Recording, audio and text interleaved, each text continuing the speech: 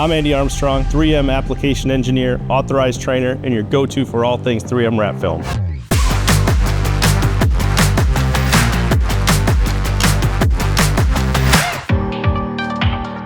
In this video, we're going to show you the proper application tools to use with 3M Wrap Film Series 2080.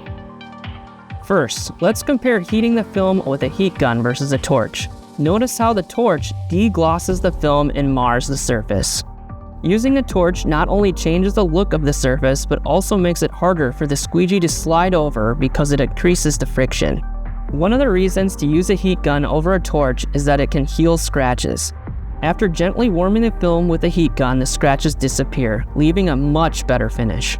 A squeegee is very important for anyone installing a car wrap. It helps stick the film to the car by applying even pressure. Using the right technique is key to making sure the film sticks well and doesn't get air bubbles or wrinkles. Check out some of the 3M Wrap Film Series 2080 installation videos to see the right way to use a squeegee. Make sure your squeegee is in good shape for the best results. It's best to use a squeegee with a felt-covered blade to avoid scratching or damaging the film.